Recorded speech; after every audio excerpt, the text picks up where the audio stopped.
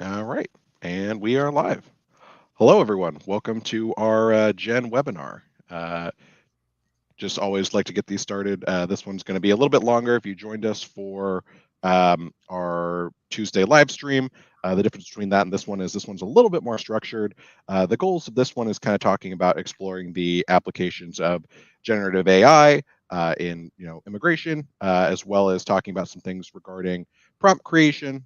This one will also be recorded, posted to social media as well. So this will kind of be a little bit of a longer video.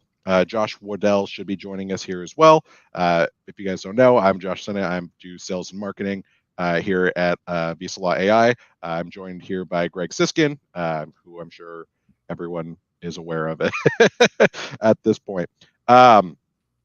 So we can get right into it. So kind of the structure for today is just we're going to be going over a little bit about what Gen does, explaining a little bit about what the product is, what we do, and then we're going to talk a little bit about some of the applications of generative AI.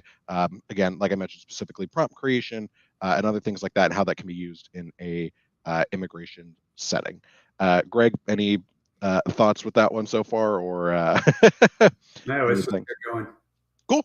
All right, so let's go ahead and get started here. So we have a couple of slides we'll go through just to kind of show some of explaining a little bit about who we are and um, what it is that we do here at Visa Law AI. So let me pull this up really quickly. Right.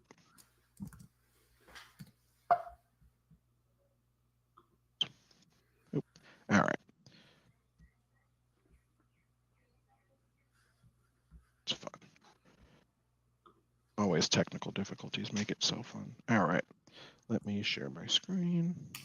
There we go. We'll add Josh Waddell here and present. All right. Oh, Josh joined us. Perfect. Yeah, I was just getting started, pulling up the slide deck here. Can you hear us all right? Perfect. All right. Let me present slide.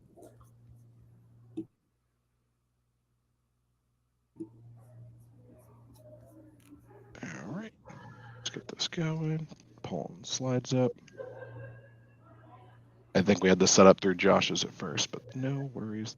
All right. Perfect. Yeah, apologies. Someone decided earlier this week to cut the fiber cable outside of our building, apparently. So I was saying, yeah, we had a little bit of technical stuff getting started, but should be all good to go now, and everything's up and running. So, yeah, so like I mentioned, we here are Visa AI. Today, we're going to be talking a little bit more about the generative AI side of things with our first product, Gen.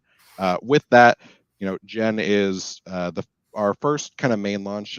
We like to think of Gen as we've worked with some other. We've done some other products before, but Gen is kind of the first in the generative AI space. We launched a couple of months ago. This is just kind of get people who maybe are or aren't familiar with what Gen is out there a little bit, so we can kind of get that out of the way for you as well. So, as mentioned, what even is Gen?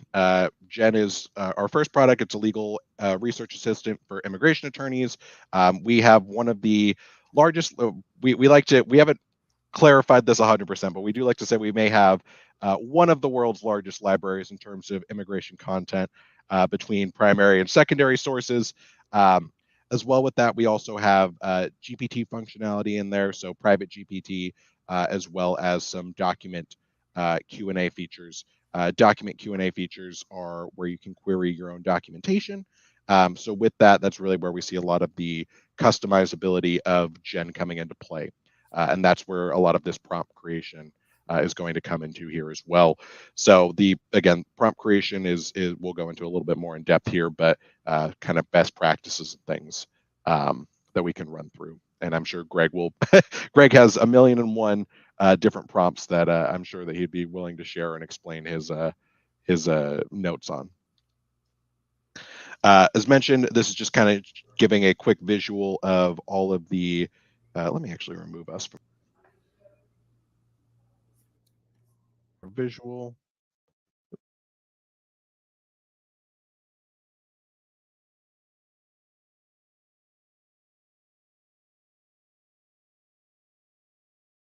If you're familiar at all with a chat GPT interface, or if you're familiar at all with doesn't want me to not be here. If you're familiar at all with any of the chats or anything like that, this is going to be a GPT mode because our model is not trained on data the same way that an OpenAI model is. We use what we like, what's referred to as a RAG system in here to go through and pull that data. Because it's not being trained, we kind of have a one-way street in the private GPT mode. That's kind of the best way I like to explain it is, information can come in, but nothing's going back out. The private GPT is not legal specific. This is more, marketing, light drafting for maybe social media posts or other things like that. Anything else in there any other good uses in there that I'm missing? Yeah, this slide, it covers some of the core features we added when we first created the product. Yeah, with a lot more on the way. We've definitely expanded the use case for document Q&A, which is sort of an add-on to the private GPT mode concept. You're able to utilize your own documents and data. A lot of users have asked about the combination of both the immigration data set and their own data set. We're exploring this idea. I think one of the challenges is I think it can just get a little complicated in terms of how you sort of reference certain data sets and saying, this is the data I want to use for X, this is the data I want to use for Y, and this is how they sort of relate to one another. Anyway, we're trying to find some really interesting, I guess you could call them like automations or workflows utilizing both data sets. That's definitely something that's top of mind for our team. But yeah, I think this is still a fairly good breakdown of some of the core functionality. Yeah, absolutely, and I appreciate that too. Yeah, the private, as mentioned, the document Q&A really is we really see that being a lot more of kind of the core feature here moving forward. So I think that's going to be a big part, along with that extensive legal research library. As mentioned, this is kind of our roadmap right now. We launched Gen in January of 2024. We are currently in the beta phase right now of and currently have our first test group for our drafting product, which is going to be exactly what it sounds like. It is a drafting specific feature that we're going to integrate into Gen. So this can do things like O1A cover letters, EB1Cs. What else am I missing? What else we got in there, Josh? Yeah, so the drafting product initially will have four main sort of drafting capabilities around specific visa processes. You have the O1 or O1A, the EB1, the NIW, and then also the 601A cover letter, petition letter, drafting tool, as well as the accompanying support letters for those extraordinary ability categories. Greg, you got something? Yeah, I was just going to mention also, drafting is something that you can use Gen 4 right now, particularly in the law library, the legal research section. So you can, I use it all the time for simpler tasks, making a checklist, a questionnaire form, a brief cover letter for USCIS for a certain kind of process. So it does a really nice job for those tasks right now without the complex stuff that's coming. And I'd suggest that you think about the tool, especially in the law library, is more than just asking legal questions, but also giving it tasks, applying information that is in that library. Yeah, I think that's really helpful. I guess sort of conceptually, when you think about the draft product as a standalone or add-on to the existing sort of Gen product, I think we really differentiate in terms of like the amount of content you want the tool to generate. So, you really can, with document Q&A and legal research, like I was saying, you can generate 1 or 2 pages worth of content. We were originally saying like 3 to 4, and what we found out recently is that there are some limitations that OpenAI has with sort of like a single output or a single prompt. We're currently kind of figuring out, at least, sort of practically for a lot of the support letter drafting and things like that, sometimes you want a 3-page support letter. So we're like figuring out ways.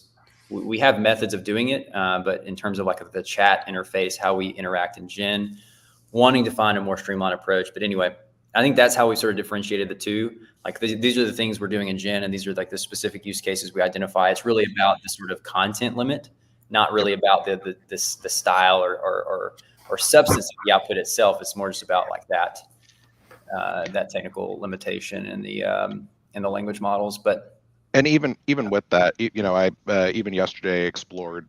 Google just released a paper talking about how context windows they found a way to try and expand that, where it can be even more specific. Where a lot of the models right now don't have a great job of being able to get that sort of context in order to give the results that we're looking for, or being able to analyze things specifically. So this technology is constantly evolving, as are we. So with that, we really see the capabilities of these whatever models that we end up using here for Gen to be the best, and we're willing to do whatever we need to in order to make that the best for our clients. So so that's kind of where we're at. And then do you want to talk a little bit about Engage at all, Josh? Yeah, the only thing I'll say about Engage, I mean, it really is kind of, we're pushing that out a little bit now with some of the advancements with drafting. But sort of conceptually, that last thing you said about serving our clients better, I mean, really what we're trying to do is take the technology and put it somehow closer to the client's experience. That could be something around like how you interact with clients during consultations, and how some AI could, sort of take some of that data and utilize it in some interesting way. I think again, somehow utilizing some of the capabilities we have and just putting them closer to the client. In no way replacing legal services or any of the work we're doing as any of the work the lawyers are doing, but just assisting the lawyers somehow in that sort of arena. So that's really all we'll say about it for now. Yeah, perfect. I think that's great. Cool. So let's talk a little bit here. As mentioned, we did kind of went over some of these already, but some of the strengths of what generative AI can actually do for attorneys. Greg, these obviously I'm sure look familiar. Greg has a nice little slide deck full of things that are great. But as mentioned, drafting is a big part of this. That's really where we see a lot of this going, and one of the things that why we even adjusted our timeline in the first place to change drafting to be more of a priority is because we've got this comment a lot from a lot of our existing clients, is that we really want to, when is this going to be able to draft me different letters or content. And so with that, it's already, AI already does a great job at this, and we're going to keep doing that moving forward. Editing and translation, those tools are already also available in Gen as it exists. We do have both in the summarization tool and in our both document Q&A, and I believe in the document Q&A as well. Both have a summarization aspect and a translation function. So think of this as, you get a bunch of client information, all of it's in a different language. You're not sure how relevant it's going to be to the specific case you're working on. Being able to get a summary of what's been given to you, or a translation, can really be helpful in determining, what you'll need from that client moving forward, or what's still missing. And then obviously the other two aspects are, it's really good at being predictive. So if you, have ideas that you want to try and figure out, hey, this is what I want to do or don't really know. And also, it's great for legal research. As mentioned, because of how our system's set up right now, the robust library that currently exists within our between our content, between AILA content, between primary, secondary sources. This library is constantly being updated, added to, and expanded upon. Recently just did Okaho decisions. Recently did. We're looking at some other things right now. Greg, what's on the menu of being added into Gen here? I know that you do a lot of the a lot of that content side of things. The big thing that it's taking a lot of time, but we are adding hopefully a couple thousand AILA practice advisories, which get into a lot of sort of niche, esoteric areas of immigration law that aren't covered well anywhere else. Cool. Yeah, and I know that we were looking at some of the state laws and stuff as well that were a little bit. Well, we have a lot of work in the ethics library and some of the other areas of sort of that are useful to lawyers broadly, but immigration lawyers are included in that. Yeah, absolutely. Well, awesome. So talking a little bit about that, and kind of from here, I think the plan is to transition a little bit more towards talking about what these strengths are and how we can best utilize the tools for Gen itself. So I'm going to probably turn this over a little bit more to Greg and regarding prompting for some of these next ones, and talking a little bit about areas of prompting, things like that. And we'll save some time here at the. We're only 20 minutes in, but we'll save some time here, probably a couple minutes at the end for questions. Also, feel free to add those along the way. We'll try and make sure we get to those. Just want to make sure we give people the time to have time to come up with those as well. So, Greg, I'll let you run through kind of your prompting here, and I'll see if I can get us out of the window. Yeah. So, when I tell people how to think about prompting, I think a lot of people view these chat tools as basically just a variation on a search engine. And that's, a lot of times if you just type in a simple query of a couple of words like you would in a search engine, you will still get a good result. However, I tell people in a lot of respects, the better way to think about it is the way you would delegate a task to a paralegal or a clerk or an associate. If you give them a very simple assignment saying, get me the answer on this without any context, without any explanation about how much detail they need to get into, any background on why you're asking for it, you're going to get, you might get a good answer, in response, but in a lot of cases you're not going to. And the fault is not the person that you assigned the task to. The fault is you for not giving them, doing a very good job in delegating. And that's kind of the same thing with the language models, where you have to give it a lot of information.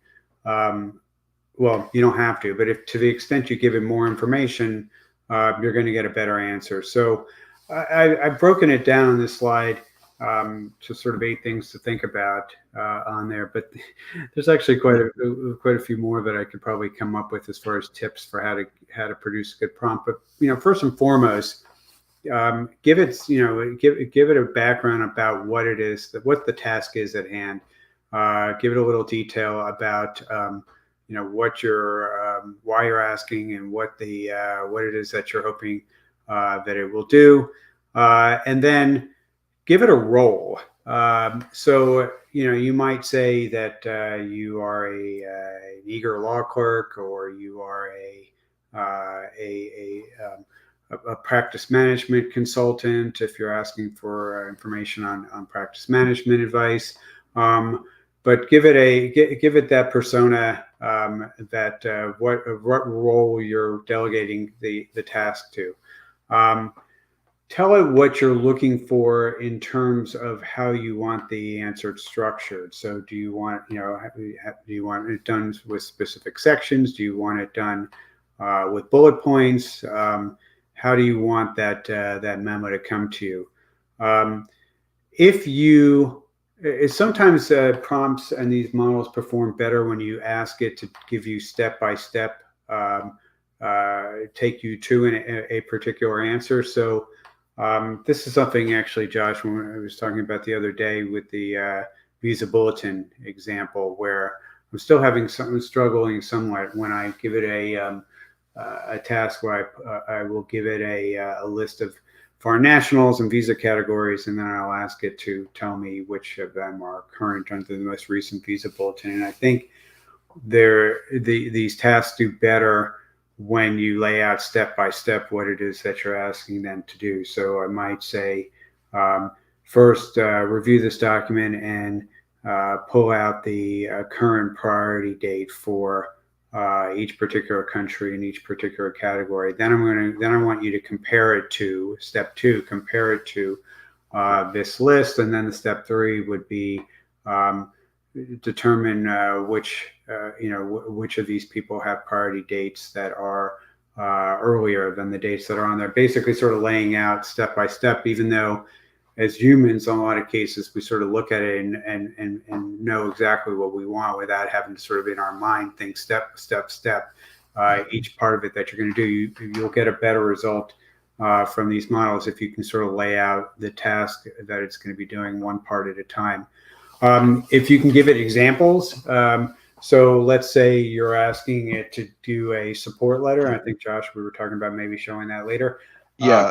You might give it a template in your answer of another support letter that to give it an idea of sort of what the structure should look like, or on there. And that if you can give it examples or templates, as well as the detailed instructions, you're gonna probably do better. Tell it how long that you want it to be. If you want it to just be one or two paragraphs, tell it to do that. Or if you want something longer form, tell it to do that. If it's informal, if this is a memo that you're producing that might be something that you're going to be using in court or elsewhere, versus something that you're just trying to find an answer for yourself, you might tell it what kind of tone to take, whether you want it to be informal or professional. And then one other thing is that it does have context learning, so you will be it's going to be you can have a conversation and improve the answer, but if it's really off track right from the beginning, sometimes it's better just to start over, and a lot of times not try and fix it through tweaking the question within the same window. It's just basically a refresh if you start in a new window. But a lot of times, if it's sort of what you want but not really what you want, then you'll want to stay in the same chat window and just ask it to keep tweaking the answer until you're going to get the output that you were looking for at the front end. Awesome. So that helps. Yeah, no, and I was gonna say, I think the next one is we have two more slides, I think, here, and then we can go into the actual product side of things. So I appreciate that, Greg. I think the other one here is kind of just giving that example of kind of what you mentioned. Just my favorite ones. Yeah, I was gonna say, this one kind of shows the elements there of all the aspects of the prompts as well. Yeah, some people might, this. I give out a template of a really nice AI policy for law firms to use, and I'm happy as well. Any of our customers who want me to send this to them. But this was the prompt that I used to help me develop that document. It's not the it wasn't the first draft. I didn't just take the first draft and that was the end of it, but it gave me a very nice first draft using this. And as you can see, there's the role playing at the top, giving a background on what it was they're going to be doing, the output about how many words I wanted, the tone I wanted. I think somewhere in there it says do bullet points. And this is a prompt that's going to get you a much more get you a lot closer to what you were looking for this particular kind of task than one that just said, hey, draft me an AI use policy. That's could be really anything on there, but here it was it's going to be a lot closer to what I had in mind. Yeah, absolutely. And yeah, we'll demonstrate a little bit more how these kind of prompts work within the product itself and kind of the document Q&A. And again, these are kind of just some of the best practices. And a lot of this is the good news for our existing users and people who are interested in Gen is we actually have a prompt library that's built into Gen. So without having to keep track of your prompts or create a prompt library, we already have a dedicated space in Gen for you to have those already there. Knowing what system the AI is trained on. For us, we use GPT-4 Turbo. That's the LLM that's everything is based on to start, along with all of the library. Again, all of that being shown. I will say we have some users that are very good at prompting and have really good ones on there. And if they are interested in sharing with the community and have some prompts that they like, feel free to let us know. And I think we have a way to, and when we post those to in our community prompts, that we can give a hat tip to the person to help with the draft. There you go. Yeah, and that's really a big part of Gen 2 is I'll go ahead and close that one out as we can get into the actual product side of things for whoever wants to take over there. But yeah, that's kind of the biggest part of that is we really see the community aspect of this, of being able to we know that immigration attorneys, not everyone is also a prompt engineer. That's not, you can't, as much as we want everyone to wear every hat, we know that that isn't also going to be the case. So we really do see the collaborative aspect, at least in this part, of being able to share these prompts and being able to create this really robust library of use cases within Gen, where users can not only share what it is that they've created on their own for their own firm, but also seeing what other people have created and find use cases within the product itself. So, yeah, I definitely agree. Greg, we might both eventually share our screens at different points here, but like the title of today's webinar, right, is exploring applications, and we kind of jump right into prompt engineering, right, or like right. creating prompts. And there's a reason for that. I think we've found, two things. One, when we started the product, philosophically, when we started building Gen, we really just wanted to understand what are the limits with generative AI. And I think we found some of those limits, content, like amount of content that a single prompt will generate from most of these readily available language models. Like that's a limitation right now as of today. Will it be a limitation 6 months from now? Don't know. Probably not. But there are also solutions around that issue. So in other words, I guess what I'm saying is there is not an exhaustive list of use cases, right? Like we have some videos on our website that outline certain use cases. Even in those specific use cases, when we give these prompts to users and say, hey, here's a standard prompt for that specific task, they have something, maybe you internally at your firm have a template. You have a very specific process. And what we found out is like a lot of those very, I would say, as you kind of get into more of the customized, I don't know how to say other than just like more of the robust prompts and sort of customized prompts, they're not really detailed enough for your specific use case a lot of times. So what we found, for example, with support letter generating prompts and with even the RFE analysis prompts that we've created, for example, a lot of those prompts you want to add your own little secret sauce to that you have internally at your firm, and you can easily do that within Gen. But what we're trying to do is find basically compromise between completely, you have to do, go in here, customize, create, edit this thing and make it, basically this is what I call a blank canvas. Like we're trying to find the compromise between a blank canvas and just something directly off the shelf that's too cookie cutter, that's not like customized enough for what your firm needs. And that is sometimes for some prompts, that one single prompt will do it for every single firm. It's pretty straightforward. It's pretty standard, like legal research. I mean, generally for the most part, when you're searching a single, maybe an AILA resource or some primary law, maybe you just want to be able to ask a variety of different questions, but you kind of understand the data you're using.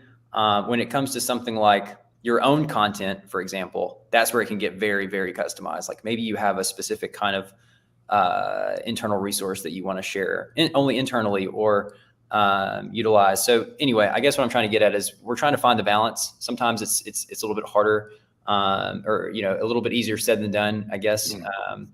But to Josh's point about community, we're on this call 3 people, but our team is essentially 5 or 6 folks at this point. We have hundreds, the hundreds of users that are in Gen right now definitely have way better prompt, could come up with way more prompts than we could, even if we were like spending all day doing that thing. So, which Greg does some days. So, well, yeah, maybe Greg is Greg's the outlier there. Greg could actually definitely come up with more prompts than probably us. But let me go ahead and share my screen. 1 second. Boom. Okay. Great. Yeah. So in Gen, this is kind of interesting. Let me see. Actually, I have multiple instances open. Let me make sure I'm in the right one. Okay. Let me share this tab instead. Great. Yeah, so what we have in Gen right now in terms of functionality to help you get to the specific use cases you're looking for, we do have a list of use cases on our website, and we we're about to add several more of those videos. I know we've been promising that probably for too long, but we're going to add some more use cases we have identified, or some of our users have identified in the system.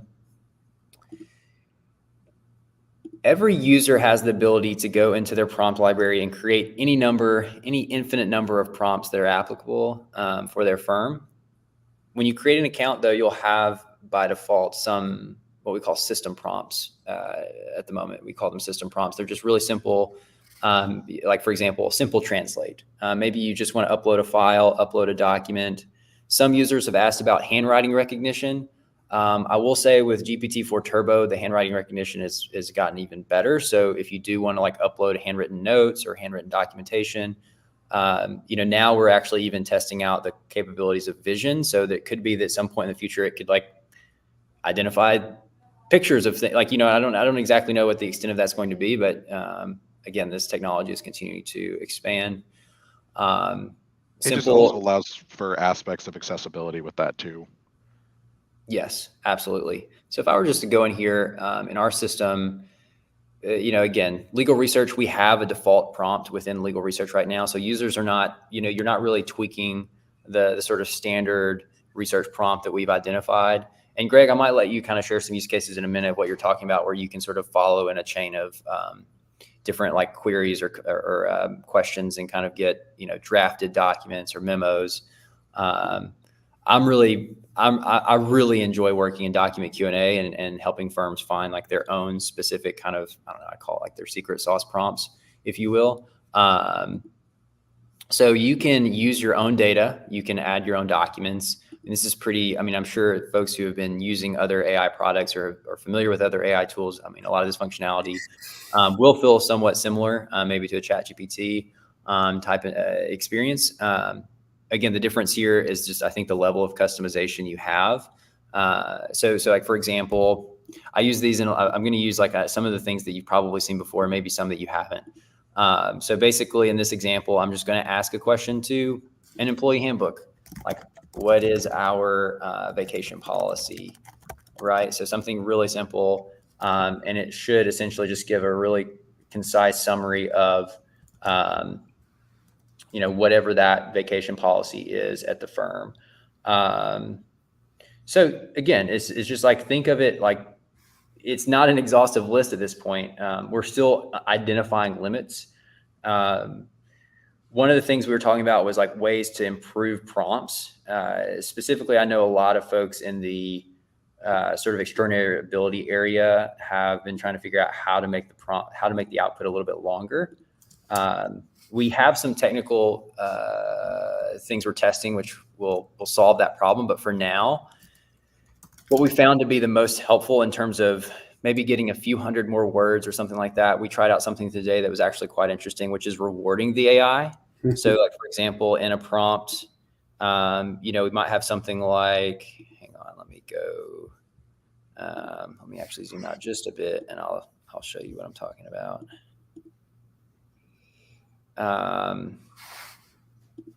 Zoom out a little bit more. Something about this view in the screen share. Well, anyway, it's not showing here in the moment. I think I must not have saved it. But anyway, basically what I added in the prompt was like, so in this prompt example, it's saying something like, you are a professional in the same field as the beneficiary, writing a letter of support. And so basically what I say at the end of this sort of, header information before I put in the actual template support letter is, if you do not hit this certain or provide these certain things or provide, maybe a 700 word document or at least of 700 characters, whatever the limitations are or whatever you're trying to get at, then you won't be like rewarded for your work or like something like that. So almost like it sounds kind of strange, but like almost like bribing the what you need. It actually sometimes works. I'm not saying it will go from like 500 word output to like 1200 word output, but it might get you to like 500 to 700 or 500 to 800.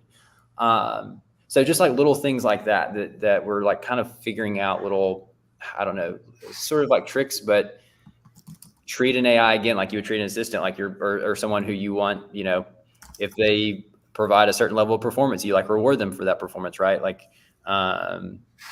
So think of the same thing, like how you would even instruct the prompts, which is, again, don't necessarily think about prompt engineering like talking to a person, but Yeah. those things kind of work. Another sort of use case here we have is an RFE analysis tool, which we've identified in some of our sample videos and things like that. But essentially, I'll open this prompt in the prompt library and zoom in so it's a little bit more easy to read. Yeah, so this is like just a really simple, RFE analysis tool. So task 1, using the context, highlight the specific items the government requires additional information for in a descriptive summary. Use only the context provided to complete task 1, right? Just like another reference, like don't just make up something, like use the context as we describe it in our system to provide an output. Task 2, using the context, include examples of evidence that would meet the requirements for each item. Again, be descriptive in all caps in a few sentences for each point. And then the information, of course, below is just telling the system to, look at the actual context documents, etc. And Greg, I think we've even added a task 3 now, which I think you mentioned is like the more argumentative aspect of it, like make arguments and counter arguments, I think. And of course, in OpenAI, you have the temperature setting. We don't have to go into all that today. But again, just to the level of sort of license you want to give the AI to just sort of be creative and as you would say, kind of fill in the gaps or something similar. Like if you were wanting the system to generate maybe a marketing material, like maybe a press release about something that your firm recently has worked on or been a part of. You've recently started utilizing generative AI to sort of streamline internal product. Like you've recently subscribed to Gen and you're, as a way to sort of like explain some of the innovations your firm is doing, right? You could create we actually do have a really simple marketing assistant prompt that you could utilize for something like that. And this is more about blog posts, right? In this specific prompt, but you could create your own. And I know a lot of this seems like a lot. A lot. It seems like work, but at the same time, think about if you were doing this task or process several times a day, a week, a month. If you just take the time to create one really good prompt, or maybe a couple of really good prompts for those different situations, and of course, maybe make small modifications as you kind of tweak them and things like that. As long as we believe that we'll eventually get to the output that we're desiring. I mean, the time and cost savings are, I still think kind of a no-brainer. So anyway, that's another sort of example. We've done the denial letter analysis, which is somewhat similar to the RFE analysis. Again, this has been something that several users have been using. But again, these are kind of like, I guess I would describe them more as sort of like templated. You might think of them more as sort of not cookie cutter, but something to start with, like a starting place, right? Like, and maybe your firm already has like some kind of internal, checklist or documentation you use to sort of document maybe like when you receive a denial letter, unfortunately, when that happens, right? So there's just different little tools and tricks.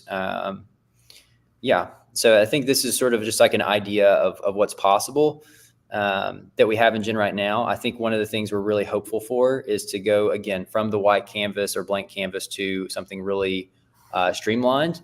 One way we're doing that is we're creating a customization we're calling quick prompts. Quick as in like fast. So anytime you upload a file into Gen, you're basically going to be able to immediately, as soon as you upload that file, run a really quick prompt on it. Like say you want to analyze an RFE. That's essentially what we're talking about. So you're not going to really have maybe a ton of follow-up questions for that document, but you just want to basically upload something, analyze something, or generate something based off of something you're just essentially uploading into the system. That's what a quick prompt will do for you. We're also almost finished with basically team functionality. So you'll be able to share prompts, share data within your organization with other users. So if you have a prompt that you really want to share with like your, maybe another associate or perhaps a paralegal in your firm, like you can do that all in your account. Yeah, so these are just some of the ideas, and I think really what we're getting at, I think what I'm really discovering is that we've like gotten feedback from users is really the limitation of the chat interface, right? I mean, I think what we've really found is that chat works really well with the legal research area when you're asking questions to like this really defined set of content. It works really well in this sort of like simple conversational type stuff. But what we're really looking at is kind of like connecting the dots and creating what I'm referring to as automations. So it's really going from, we're asking, you want to ask a question, you want to get a response, to, taking that and maybe saying, so I want to take this piece of information, I want to actually do like these 2 or 3 things. So like basically getting you the desired output, but doing a lot of other, we hope, tasks and automations along the way. I'm not going to get too much into that because, again, it's still very early stage, but we are thinking sort of like high level, what do immigration lawyers need? And I think what we found out is it's less of just interacting with the chat, getting some output. It's more about we need to do actually like these 5 things for a case, and we want to be able to see all those things in one place. Or we want to create like a multitude of tasks. And I know I'm kind of moving. I'm always thinking ahead too much, but yeah, those are just kind of some ideas that I'm moving around in terms of how we in Gen will be able to provide the functionality that will allow users to kind of do, I think, some of the things they want to do. Yeah, that along with, I think, being able to share those prompts like we mentioned earlier, and not everything having to be shared, but being able to have a space where there's a unified area for everyone to explore how other people have done this. So absolutely.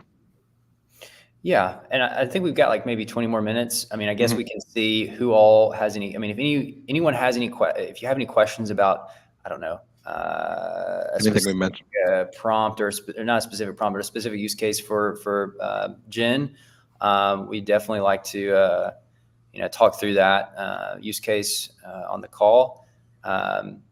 If we want, yeah. If not, I can show also just some examples of. I like to show things that I've done over like in the last 24 or 48 hours, just to just that'd be great on my mind. So, hang on a second. Let me do a share screen.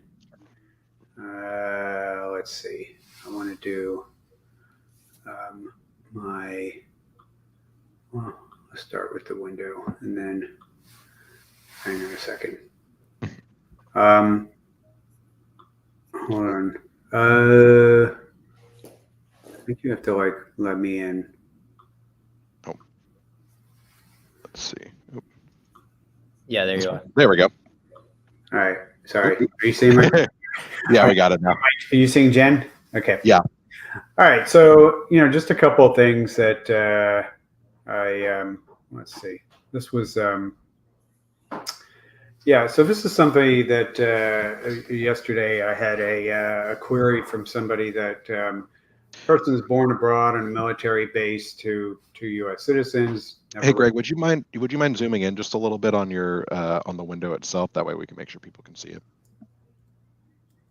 Is that okay? Yeah, that's better. Yep, that's perfect.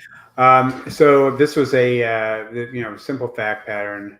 Person was, and I'm doing. And this question was a query that I made in the law library on here. So she lives in the U.S. now. She's 67 years old. She doesn't have a birth certificate. She's now wanting to figure out what to do all these years later. She came back when she was 2 years old, so she's been here 65 years without anything. But so I asked it for what are her options initially, just a broad question, and it gave some good suggestions at the front end, and then of course I always like to look and see where the materials that I was using for that, and it's pretty much what I would have expected. But then I asked a number of follow-up questions, and this is what I was talking about before, where so for example, if we're going to do the N600 route, what would the what am I going to need from the client in order to be able to do that? And it gave a nice checklist of documents I'd need for an N600 application.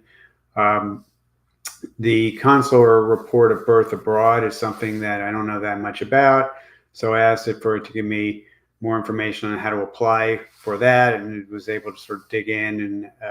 And again, it's always a good idea to look at the sources to see if it's on the right track. But this looks like it had done a pretty good job in that regard. And I know that it was the sources it was citing to were ones that were going to have pretty high quality content, particularly the ALA Citizenship and Naturalization Law Toolbox.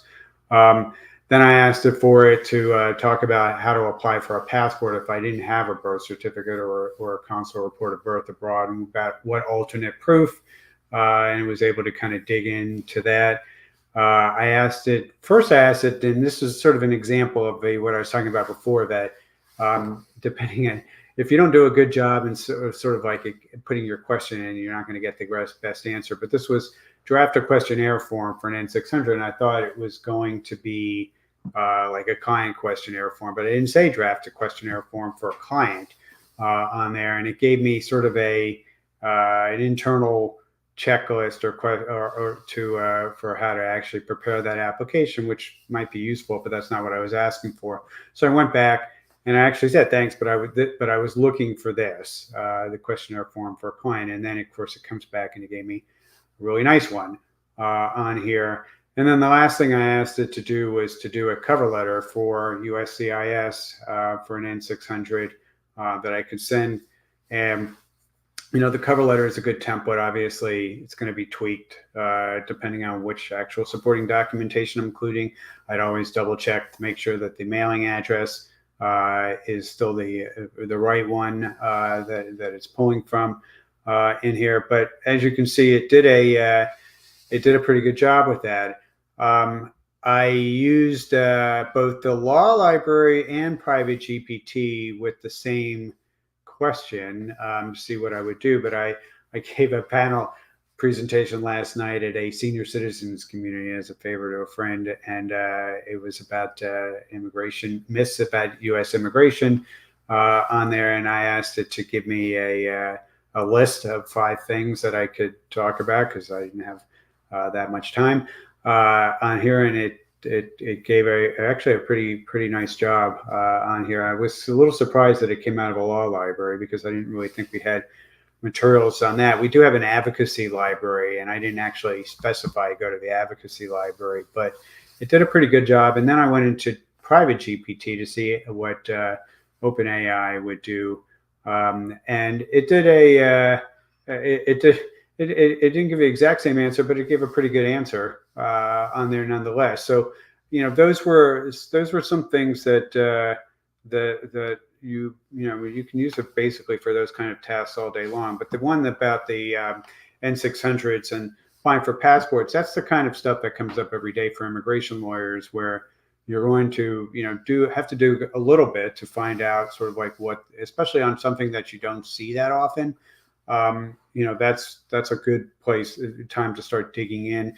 And also, I've used Gen in consultations on a Zoom call, for example, and with a client, and I will actually have do it in front of the client, and they can actually see what's happening there. And it's something I think that they appreciate as well. That in a lot of cases, rather than my saying I'm going to get back with you, let's see what. We'll do a little research on this right now and see what we can find out. And that's something I've gotten some pretty positive feedback from clients that we were able to do that. So those are just a few things, guys, and I'll stop sharing. You don't have to see that weird the infinity weird graphic effect that you see when I do that. It's way more. It's always fun though. You never expect psychedelic. Perfect. Well, we have about 5 to 8 more minutes here. I don't see any questions right now, but if anyone has anything that they would like for us to do, otherwise, I don't have too much on my end, but maybe we'll give it just a couple of minutes, see if any questions roll in. Otherwise, we can end this here. Yeah, Greg, I wanted you to at least reference your master prompt idea log or whatever. Oh yeah. Oh, I can't remember the internal the name it goes by, but the Do you want me to show sort of the list of the Yeah, you're. base list? Yeah, I have a. I could actually show it. Hang on, I'll get back in on the. It's so long. Yeah, it is. Hang on, going back in on here. But let me actually pull the thing up. Okay. One random feature I just Yeah, remembered. and I'm going to go. Oh, I got it. Are you seeing? There we go. Yep, got it. So this is a list I started about, I don't know, probably like middle of last year on here, but it is use cases for lawyers for AI, just like a million things you can do with it. And a lot of them aren't actually like specifically about law or about immigration law, even if they are about law. But there are a lot of useful things. So it just, kind of scrolling. I'm always happy to share this with people that want to use it, but it's just like you're trying to, like a lot of times trying to figure out, like, you're a little overwhelmed. What do I use this thing for on here? And just reading through this list is food for thought about all kinds of ways that it can help you in day-to-day tasks. So feel free. By the way, the ones that some of the later ones that I just added this last week, I'll just show those because I've been playing with them. But the job hunting ones are kind of interesting. That there's all sorts of variations on things that you can do to improve your LinkedIn profile and how to job descriptions that are in your either your LinkedIn profile or in your resume, et cetera. But there's just quite a few things that you can do, and the tools that we provided through the private GPT, for example, where you are not interested necessarily in putting stuff out to the world in Chat GPT, especially like either client information or personal information on there. Using private GPT is a way for you to use the tools for a lot of things that you might not feel comfortable putting on a quasi public in a public place. And ChatGPT, for those who are, you really, I think, have to understand that it is not going to preserve your privacy, because everything that you're doing, you've agreed for the most part in ChatGPT to help train their models, and also human examiners can look at it. So you should be using a private tool for a lot of those tasks. If it's not private GPT and Gen, you should be using still a private tool before you're doing any of that. But also in document Q&A, a lot of the tasks that I have on that long list are things that I do in document Q&A, and they can be really helpful for that. So hopefully, if anybody wants that, just shoot me a note. Yep, perfect. Yeah, and love getting that atmosphere too of already sharing those prompts with people. So we know attorneys like to have their stuff secret, but we really feel that to get the most out of this, we're going to have to share a little bit to to get even more out of it than we already have. So awesome. Yeah, I'm not seeing any more questions. Josh, Greg, anything else? Yeah, that's really it. I think on the webinar, I guess if we were going to do like some last comments, we are planning to open up the O1. It's actually more than the O1 petition letter drafting tool now. It's a few processes, but basically our Gen Draft prototype, we're about to open it up for all current Gen users to have early access to that product. So more to come, probably early next week. We'll send out a note either inside of Gen or via email to current users about how to get early access if relevant, because most of the processes are business focused right now. So that's so if that sounds relevant to you, also sign up before next week. It'll be in our newsletter. Our newsletter goes out on Friday mornings, and we'll include a link in the newsletter to where you can go sign up for it, or request access to it if you would like. And then on a different note, we are working on a sort of community and sort of like early stage AI learning center for people, specifically for lawyers who are trying to understand how to get started with AI, with generative AI more specifically. Yep. Josh Sennett has been spearheading that project, and we're hopeful that in the coming weeks there will be something sort of a deliverable, sort of version 1.0, if you will, that will help guide people as they're starting to get used to this technology. That's really one of the biggest challenges we've faced so far with the product is we have attorneys who are like firms who are like using their own models, and then we have like training their own language models, and then we have like firms that are just trying to understand what a prompt is. So, and there's nothing wrong with like either ends of that spectrum. I think it's just a matter of growing an awareness for this technology and how lawyers can utilize it. So I think those are probably the two biggest announcements. And then, Absolutely. we're always building new things, right? Like that's all we're doing right now is just building a bunch of new stuff, new features, adding new content. So expect to see more I think this is about the time of the month where we start releasing this month's features into production. So get excited about that. And that's really all I have. That's all I got. I guess if anyone has any, if there are current Gen users that are in here that are interested, feel free to reach out for things that you would like to see in the Academy. Right now, we're kind of doing a pretty, like just said, kind of a 1.0 version. But as we get more feedback of, hey, I don't understand this, or what area do I go to ask specific questions, please, feel free to shoot us an email. We'd be more than happy to include those in there. We just want to make sure as we advance this that it is a robust library for everyone of all skill levels of kind of that AI Academy. So that's all I have on my end. Yeah. So thank Greg? you all. Thank you all for your time today. Thank you for joining us. Awesome. Thanks, guys. Talk to you Bye guys now. soon.